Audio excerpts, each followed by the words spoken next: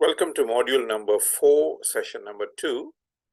In this module, we shall be looking into the best practices for applying the define the context and objectives process and demonstrate an understanding of this process. So here is the process table. What are the inputs required? What are the activities we carry out? And what are the outputs of the define context and objectives process? So when we define the context and objectives in the context of risk, we need to have an understanding of the organizational strategy as well as objectives. What are the existing risk management policies and process guide? Existing risk information for second as well as subsequent cycles. Any existing plans for risk improvements are all key inputs required. So this is the process where we analyze the context, both internal and external to the organization. We analyze and engage stakeholders. We agree with objectives at risk and the way these will be measured.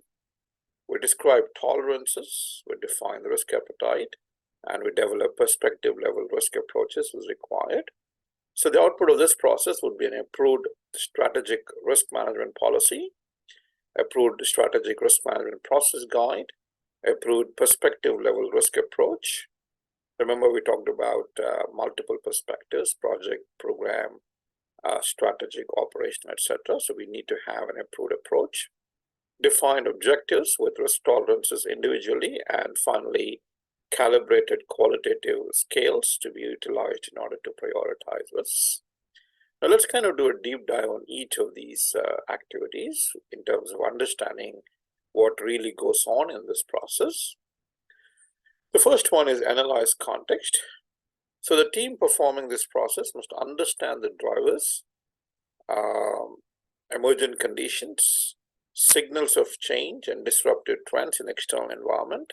We live in a world where the environment is constantly changing. It's volatile, it's uncertain, it's complex and ambiguous. So what are the disruptive trends in the external environment?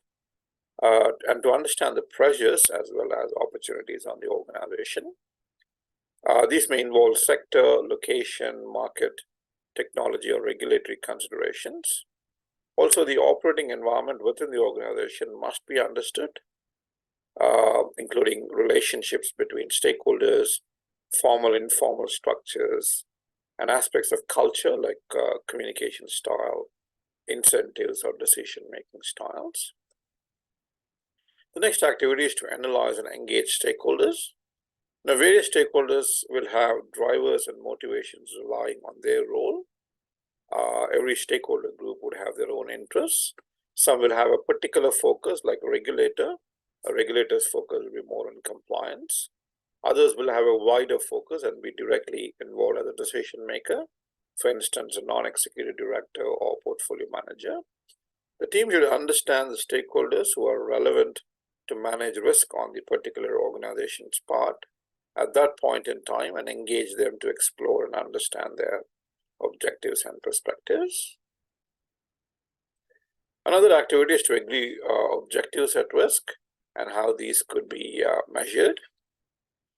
Informed by the existing organizational strategy and objectives and elaborated by an updated analysis of the external as well as internal context and stakeholder drivers and perceptions, the senior management team should define the objectives at risk for the organization. The objectives chosen will be utilized in order to calibrate impact scales to prioritize risks. Accordingly, careful thought is required to define measurable objectives and represent the most critical outcomes for the organization at that time. Well, organizations may select a single proxy measure for the objectives.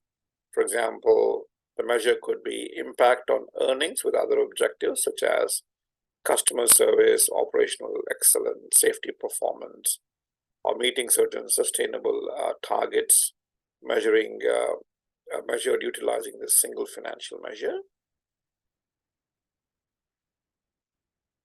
Alternatively, organizations may select more measurable objectives, including financial and non-financial areas. The objectives at risk in the strategic perspective are needed to be expressed for those within the portfolio, program, project, product and operational perspectives to be described. Usually there is a trickling down of the objectives top down from strategic down to the operational levels. With the strategic perspective, the objectives at risk should be derived from strategic objectives and be measured how that organizational performance is measured. The objectives at risk within the other perspective should match or be directly derived from the strategic ones to effectively integrate risk management over the perspectives.